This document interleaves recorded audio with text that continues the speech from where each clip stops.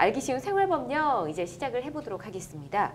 자, 얼마 전에 게임산업법 시행령이 개정이 되면서 아마추어 게임 개발자들에게 단비 같은 소식이 전해졌죠. 비영리 목적으로 제작한 게임은 심의를 거치지 않고 유통이 가능하게 된 건데요. 오늘 알기 쉬운 생활법령에서는 이 개정된 게임산업법 시행령에 대해서 이야기를 나눠보도록 하겠습니다. 자, 불과 얼마 전까지만 해도 이 청소년들이 코딩을 통해 만들었던 이 학습용 게임이 삭제가 돼서 굉장히 논란이 됐었던 일이 생각이 납니다. 오 변호사님도 기억하실 것 같아요. 네, 예. 맞습니다. 저번에 저희가 방송도 한번 했었는데요. 네. 지난 11월 문화체육부 산하 게임물 관리위원회가 등급 심의를 받지 않은 자작 게임물 게시판에 올리는 것은 불법이니 이를 삭제하라고 경고장을 보냈고요. 예. 해당 사이트의 대표가 삭제를 하지 않자 지난 2월 정부가 아예 접속 사이트를 전체를 차단을 했습니다.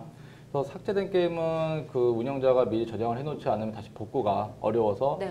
완성을 샀었고요. 그래서 게임산업진흥관함의 법률 살펴보면 21조에서 게임을 유통시키거나 이용에 제공할 목적으로 게임물을 제작 또는 배급하고자 하는 자는 해당 게임물을 제작 또는 배급하기 전에 게임물관리위원회 또는 지정을 받는 사업자로부터 그 게임의 내용에 관하여 등급 분류를 받아야 한다고 되어 있습니다. 네.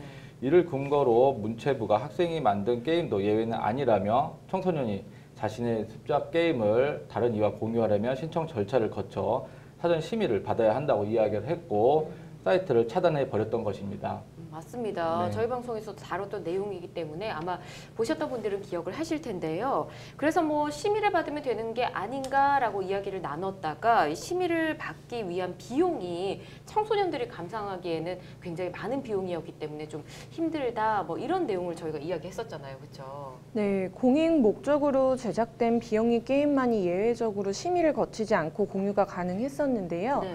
공익 목적이 아닌 재미를 위해 만들어준 게임이 절대적인 다수라는 현실을 감안하면 사실상 모든 게임이 심의를 받지 않고서는 유통이 불가능한 겁니다.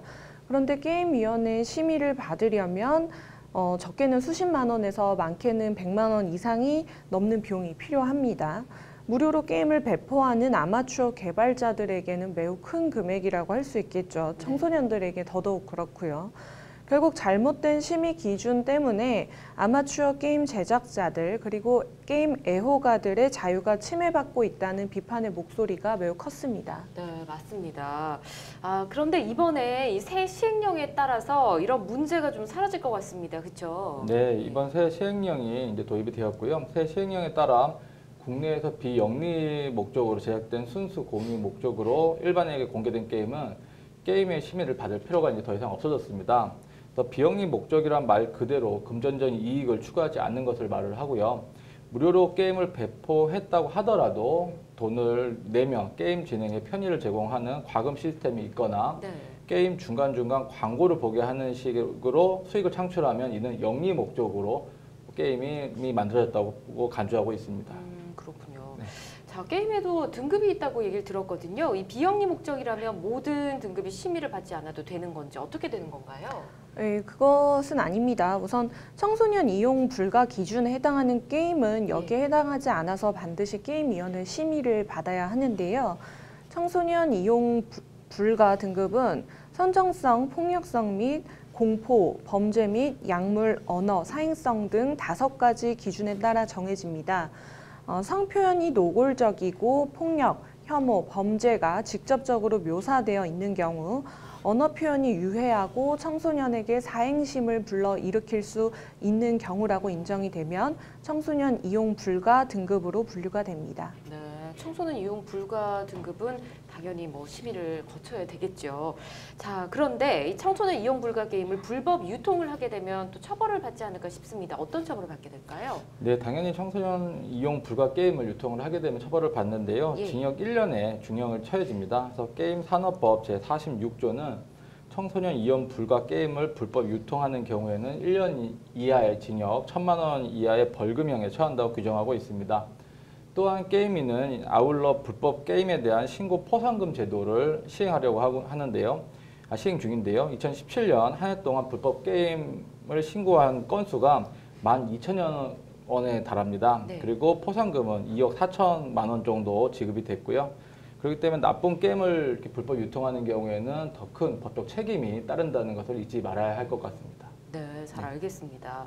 그리고 뭐 저희가 예전에 다뤘던 만큼 뭐 학습용 게임을 만들었던 청소년들 이번 시행령을 가장 반기지 않을까 이런 생각이 좀 드는데요.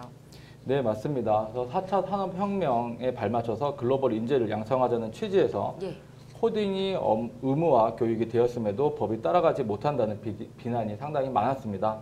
그래서 게임 개발을 꿈꾸는 청소년을 범법자로 만들고 있는 불합리한 정책이다라며 자작 게임 심의를 폐지하는 요구가 굉장히 높았는데요. 네. 이번 시행령으로 청소년들이 습작용 게임을 만들어서 인터넷에 올리고 서로 평가해주는 일이 다시 활성화되면 앞으로 게임 산업 발전과 국가적으로 이익이 아닐까 생각이 듭니다. 네, 그렇습니다. 현실을 반영한 아주 의미 있는 법 개정이 아닌가 하는 생각이 듭니다. 자, 이 게임 심의와 관련해서 더 궁금한 점이 있으신 분들은 법제처 홈페이지를 참고하시면 되겠고요.